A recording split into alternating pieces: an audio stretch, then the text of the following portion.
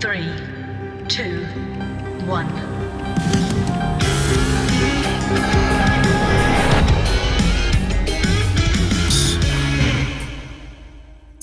So look around.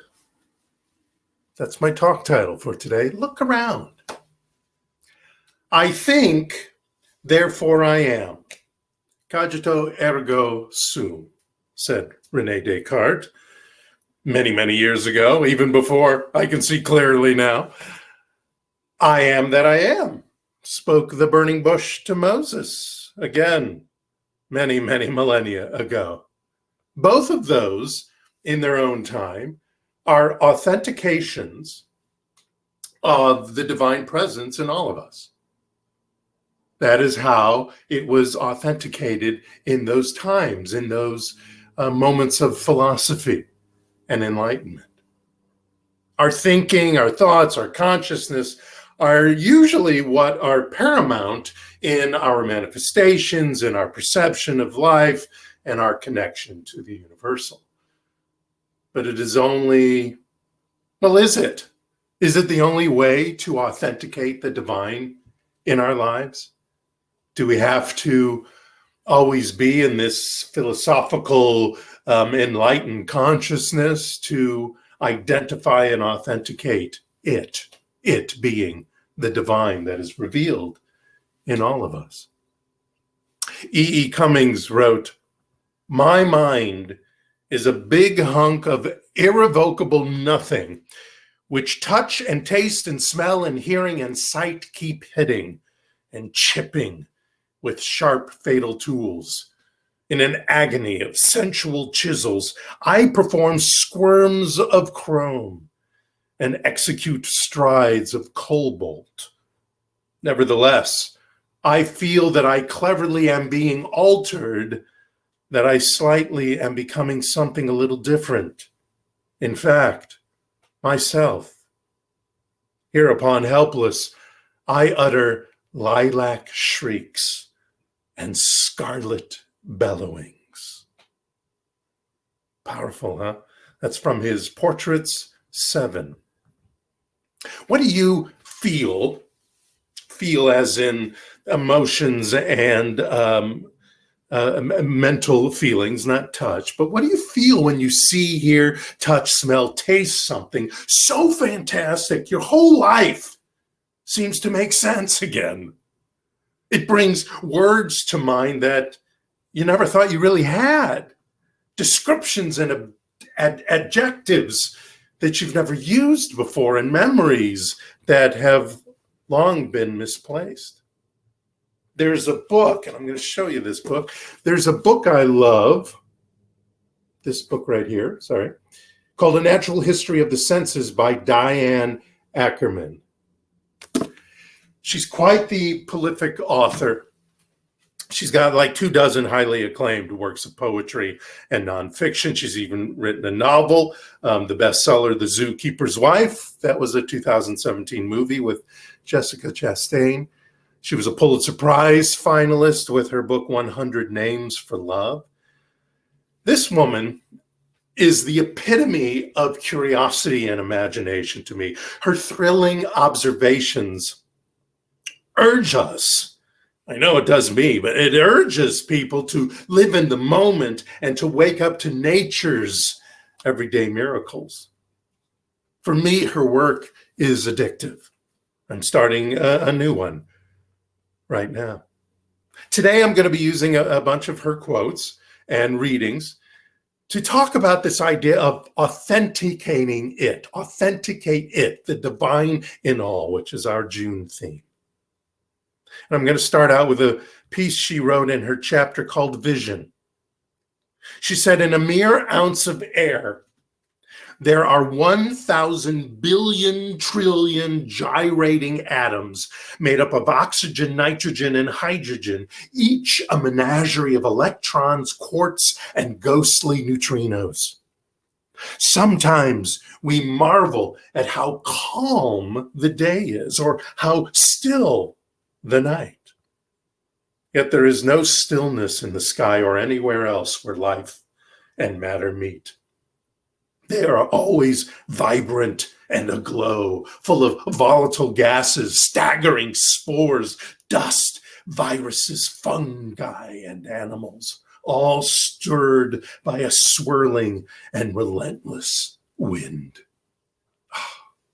Isn't that fabulous?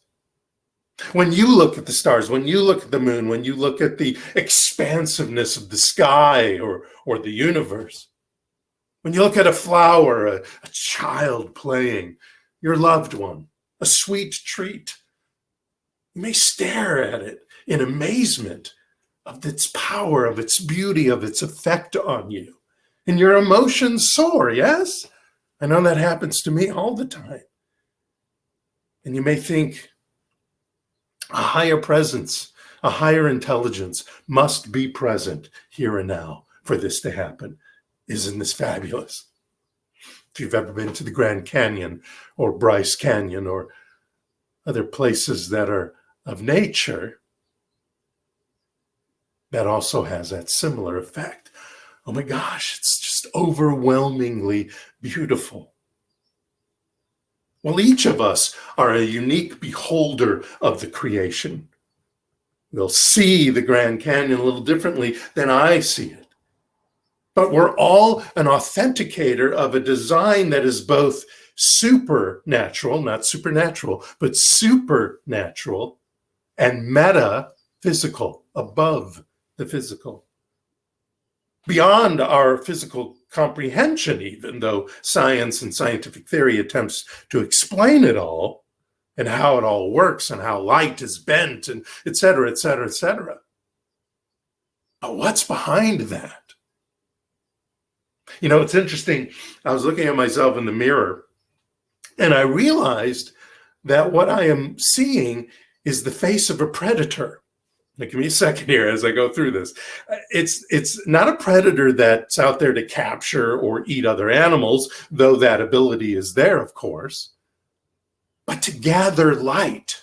I'm a predator of light, picking out important images here and there, focusing on novel sights over there and over here, and pinpointing them in space and time in order to follow them. And even if they don't have movement that goes from side to side or even up and down, just to follow them in their stillness. And it made me think, you know what? We have the ability to be a walking stereoscopic binocular. When we see prey, so to speak, not the kind of prey where we have to get it to feed our bellies, but pray for our mind. That's the power and presence of vision. When you're there, when you're seeing that, when you're focusing on something or someone, it's the power of our sense of vision. And if that's not from a divine intelligence, I don't know what is. Helen Keller wrote, "Smell is a potent wizard that transports you across thousands of miles in all the years you have lived.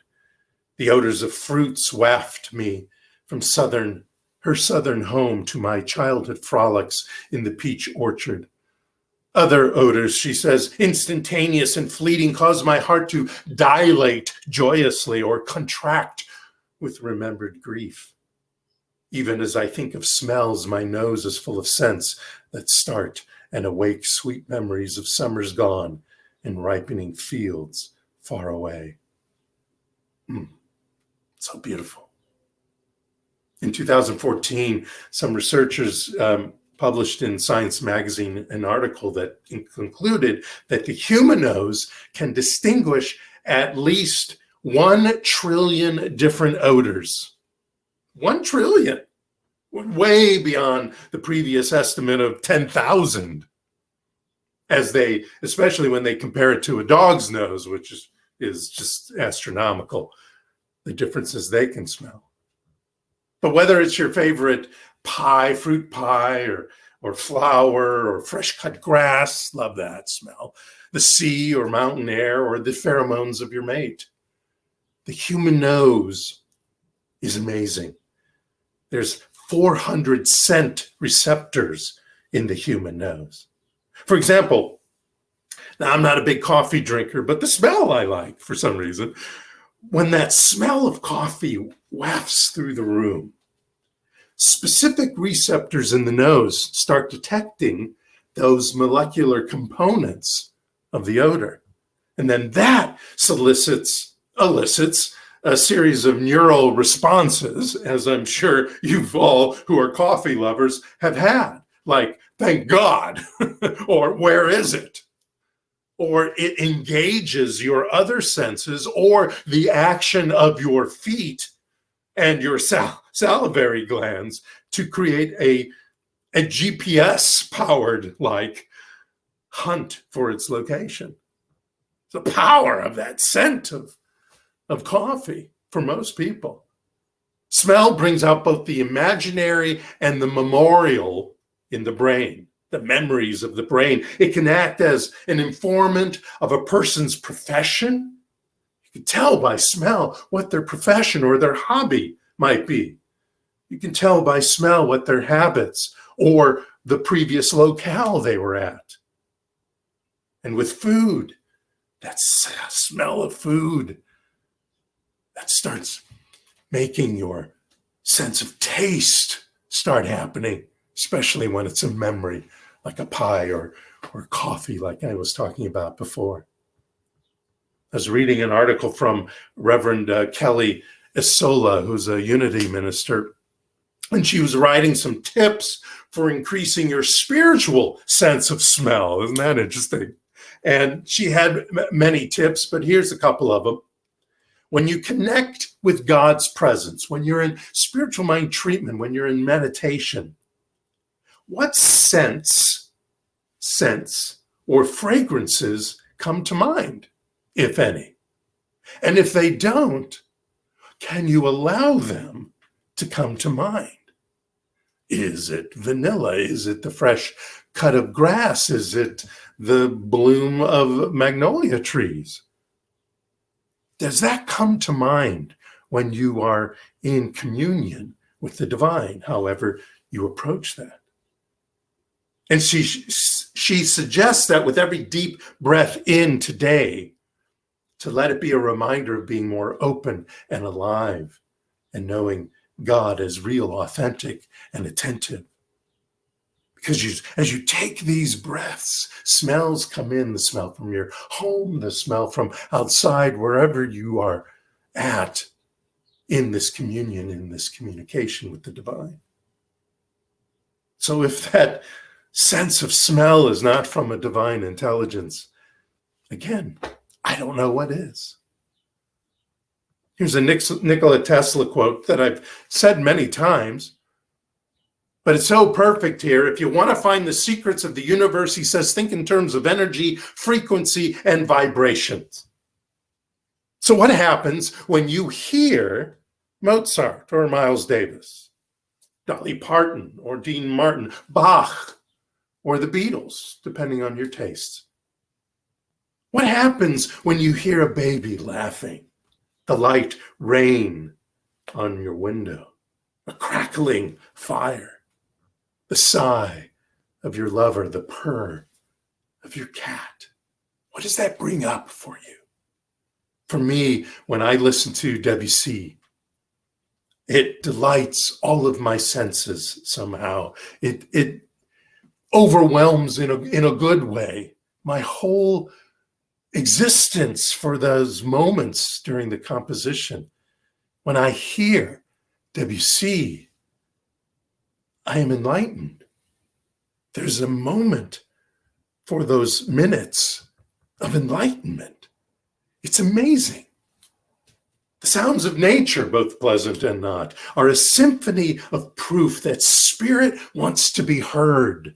Nature wants to be heard. The divine wants to be heard in its creation.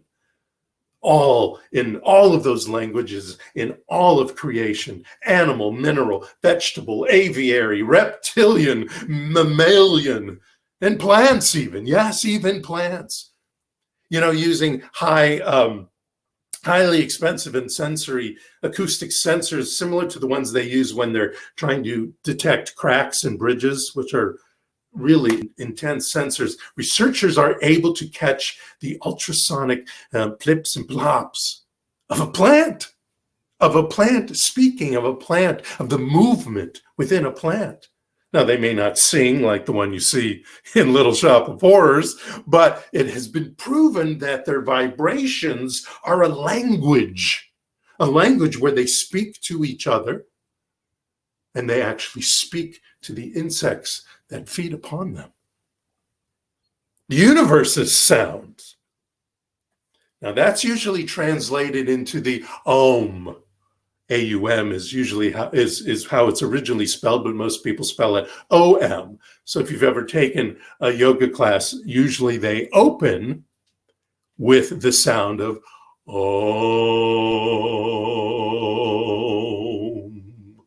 or something similar to that. Now, we cannot actually exactly create the sound of the universe in our chanting, but we can produce a vibration, a frequency that is sympathetic with those electromagnetic ones in the cosmic hum. I have a little short video for you to watch of sounds from the universe. Watch this.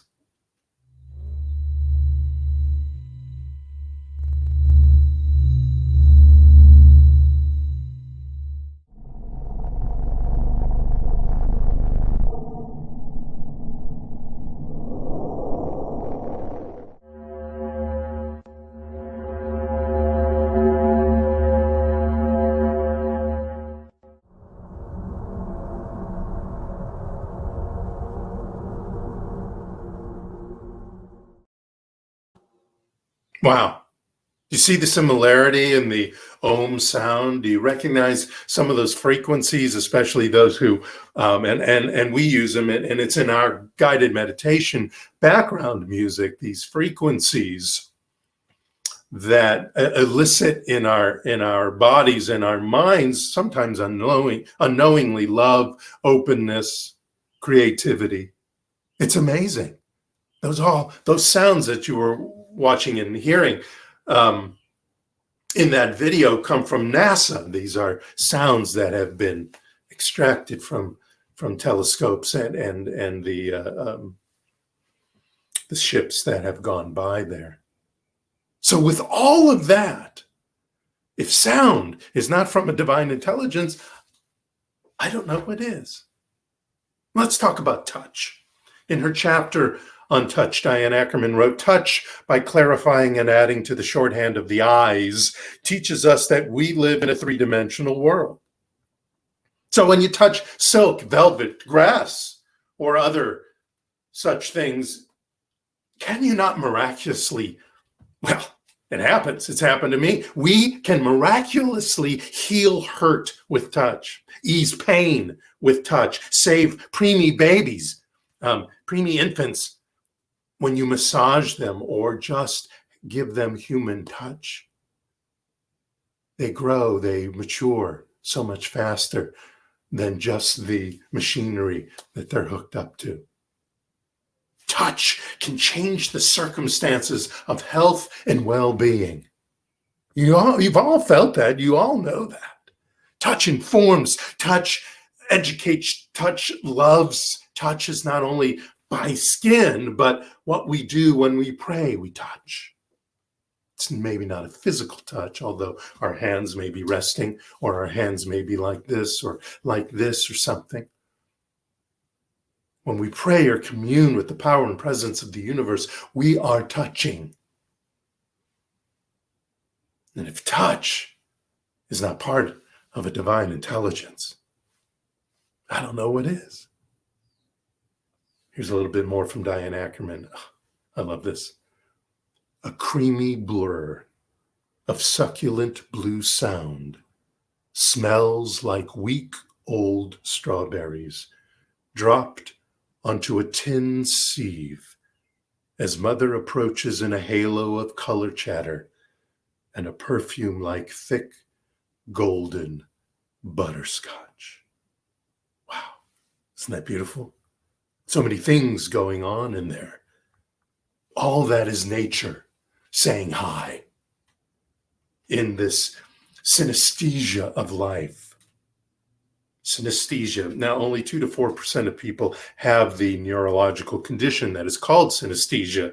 It's a condition where information meant to stimulate one of your senses actually stimulates several of your senses. And in many ways, we're all synesthetes in one way or another, like, when you smell something and then you can taste it as well.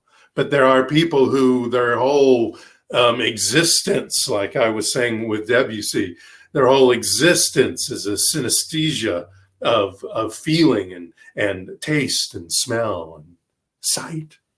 Sacred rituals use the senses to connect to the very being and essence. During our guided meditation, I have music, I have my voice. You have the touching of your hands on your thighs or together. And we have the swirling mandala. All these senses are being used and worked. Or if your eyes are closed, the darkness, the void, in a good way, that is there. That is something you see. Just because your eyes are closed doesn't mean you don't see. In the Torah, in Exodus 20:18, it describes how the Hebrews gathered together to receive the scrolls from Moses from Mount Sinai. And it says in it to hear visions and see the voice of God. It's a religious and spiritual condition, a religious and spiritual experience. A gentleman named Dr. William Bushell of MIT's Department of Anthropology and Columbia University's American Institute of Buddhist Studies said that, in fact, synesthesia may not only be associated with the highest spiritual states, it may be necessary for them. It authenticates the divine here and now. It is necessary for them. Remember, I was telling you about Dr. Eben Alexander, who wrote that book, Proof of Heaven, a neurosurgeon's journey into the afterlife. He was writing about his blending of senses during his near-death experience that he had in a 2008 coma. And he said, seeing and hearing were not separate in this place where I now was. I could see the surging, he says, joyful perfection of what they sang. And after months and months of analysis and discussion with other scientists about his experience, he ends his book with this. It is crucial to remember that my ultra-real experience deep in coma, in the realms of the gateway and the core that I describe in my book, did not happen in my brain or in the physical universe, but they really happened in a more fundamental reality, the dwelling place of divine consciousness, spirit, and soul. What more proof do you need to authenticate the divine in all and through all? Just use your senses, use your sight, use your touch, use your taste, use your smell, use your hearing. Use those senses. Stay awake and aware as you walk through life, and allow your senses to inform you and inspire you. All you got to do is look around. Thank you so much. Namaste.